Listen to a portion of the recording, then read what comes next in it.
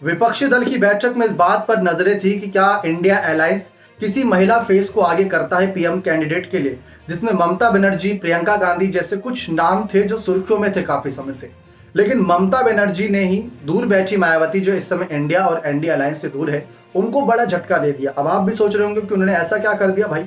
ममता बनर्जी ने तो पहले मायावती को लेकर साफ कहा, यानी कि इंडिया अलायंस से बैठक से पहले उन्होंने एक प्रेस कॉन्फ्रेंस की थी, उसमें उन्होंने साफ कहा कि बहन जी, मायावती का जो फैसला है वो उनका फैसला है, उनकी पार्टी का फैसला है। अगर वह इच्छुक रहेंगी, यानी कि अगर उनकी इच्छा रहेगी हमारे दल में जुड़ने की, यानी इंडिया अलायंस में आने की, तो आ सकती हैं, कोई मना नहीं है। ये वो दल है जिसमें गैर भाजपाई दल एक साथ जुड़ रहे हैं और भाजपा को हराने का काम कर रहे हैं। तो ये उन्होंने साफ कहा। उसके बाद उन्होंने कहा कि इस समय जो हालात हैं, जांच एजेंसियों की डर की वजह से कई पार्टियां चुप बैठी हैं, कई पार्टियां अपने क्षेत्रीय अधिकार की वजह से चुप बैठी हैं, कई पार्टियां सीट शेयरिंग के फैसले की वजह से चुप बैठी है। तो हर पार्टी की अपनी अलग अलग इच्छा है। लेकिन अब बात आती है झटके वाली। ममता बनर्जी इंडिया अलायंस की बैठक में एकमात्र ऐसी नेता रही जिन्होंने पीएम कैंडिडेट का मुद्दा छेड़ दिया। और यह मुद्दा हर कोई जानना चाहता था कि भाई आखिर कौन होगा चेहरा। ममता बनर्जी ने जिस चेहरे का नाम का ऐलान किया वो मायावती के लिए बहुत बड़ी मुसीबत खड़ी कर सकता है। वह नाम है मल्लिकार्जुन खड़गे। सोनिया गांधी का पिछले 10 सालों से मकसद था, बहुत छुपा रुस्तम मकसद था। पहले तो मल्लिकार्जुन खड़गे साउथ के राज्यों में बहुत अच्छी पकड़ बनाए, वहां पर कर्नाटक की तरफ देखा जाए तो अच्छी खासी उनकी पकड़ रही, उसके आसपास के क्षेत्रों में भी, राज्यों में भी। फिर धीरे धीरे सोनिया गांधी उनको उत्तर भारत में लेकर आती हैं। उत्तर भारत में एक बड़ा चर्चित चेहरा बना दे, क्योंकि उनको पता था 5 राज्यों में विधानसभा चुनाव है, जिसमें से कुछ राज्य ऐसे जो पूरे हिंदी भाषी है, वहां पर उनको फायदा मिलेगा। तो मल्लिकार्जुन खड़गे को वहां आगे कर दिया गया। तो ऐसे में काफी फायदा मिला। लोगों को पता चला कि मल्लिकार्जुन खड़गे कौन है, दलित चेहरे में आते हैं, इतना इतना काम किया है, ये इनका इतिहास रहा है और अच्छे नेता हैं, दागदार नेता नहीं है। तो ममता बनर्जी ने इसी का फायदा उठाते हुए एक दलित चेहरे के तौर पर पहला प्रधानमंत्री बनाने के लिए मल्लिकार्जुन खड़गे के नाम को आगे बढ़ा दिया।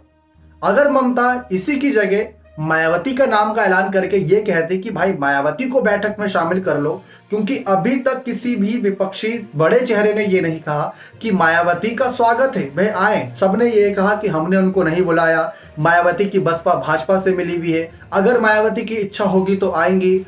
आप खुद गौर करें, जब भाई नीतीश कुमार विपक्षी दल बनाने निकले तो उन्होंने ममता से मुलाकात करी, उद्धव से मुलाकात करी, अखिलेश से मुलाकात करी, लालू यादव से मुलाकात करी, राहुल गांधी से, केजरीवाल से, सबसे मुलाकात करी।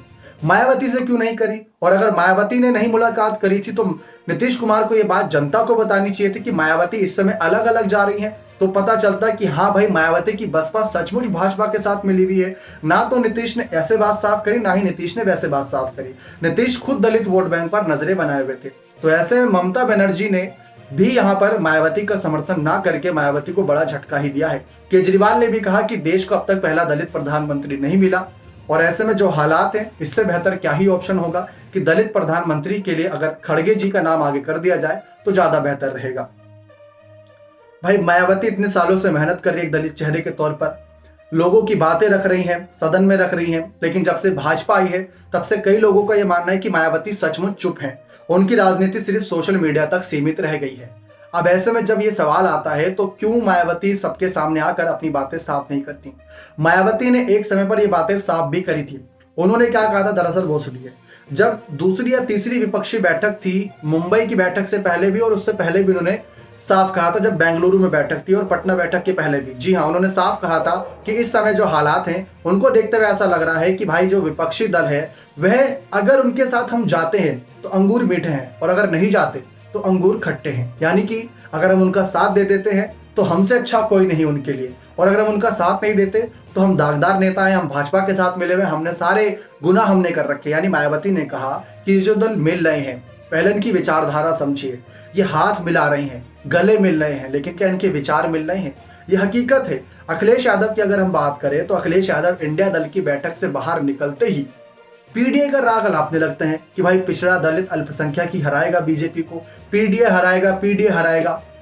अब अगर आप बात करें तो लोगों के जहन में पहले इंडिया दल बैठाना जरूरी है, फिर उसके बाद पीडीए को लेकर मुद्दा बनाना जरूरी है। लेकिन अखिलेश यादव अपनी एक अलग बात कर रहे हैं। राहुल गांधी की बात करें तो उनका एक अलग ही मुद्दा रहता है कि पीएम मोदी ने ये किया, कुछ बिजनेसमैन, कुछ उद्योगपतियों को आगे बढ़ा रहे हैं, जबकि शरद पवार साफ कह चुके हैं कि ये मुद्दे नहीं है। इस वक्त देश के वोट लाने के लिहाज से ये मुद्दे नहीं है, इन पर वोट नहीं आएंगे। जो जनाधार जुटाने वाले नेता हैं वह सब आगे आ चुके हैं, लेकिन जो विपक्षी कैंडिडेट के तौर पर पीएम फेस था वह 4-5 नाम थे अब तक। मल्लिकार्जुन खड़गे एक था उसमें, लेकिन एक विकल्प के तौर पर।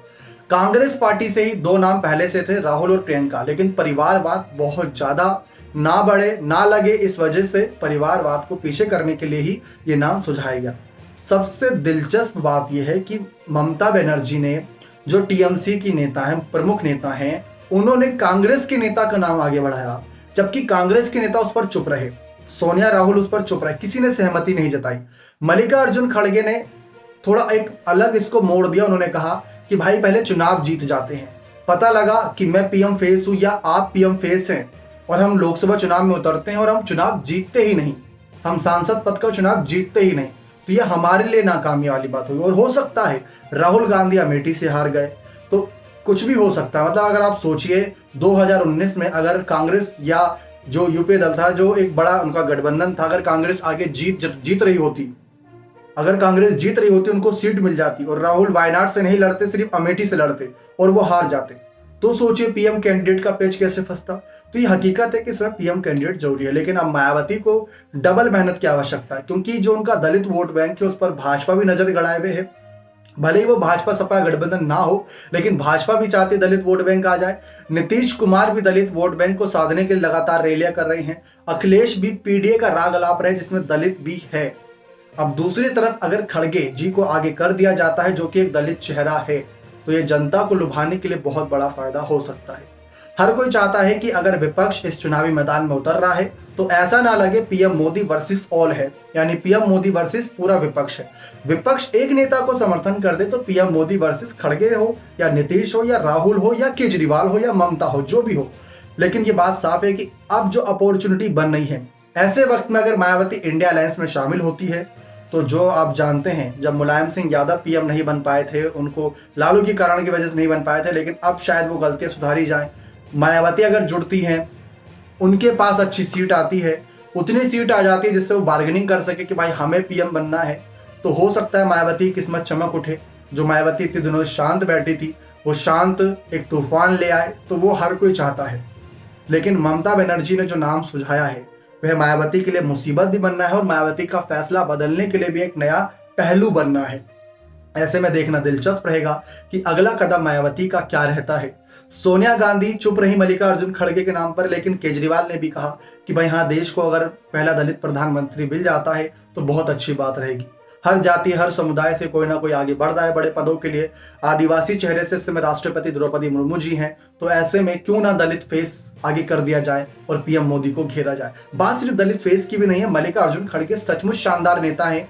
50 साल राजनीति के एक्सपीरियंस है, 50 साल। हाल ही में उनकी जो किताब लॉन्च हुई उसमें सोनिया गांधी खुद थी। सोनिया गांधी किसी रैली में शामिल नहीं हो रही, लेकिन सबको पता है कि सोनिया गांधी का ये अंदर ही अंदर कोई बड़ा दाव है।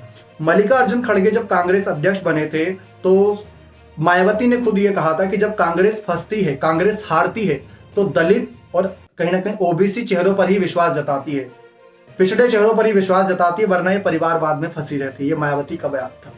बाकी आपको क्या लगता है कि मायावती को आप खुलकर राजनीति करनी चाहिए या नहीं? जो सोशल मीडिया तक सीमित है, क्या वह जनता के बीच आना चाहिए बयान या नहीं? अपने कमेंट सेक्शन में जरूर रखिएगा। चैनल को भी सब्सक्राइब करके बने रहें। बहुत बहुत धन्यवाद।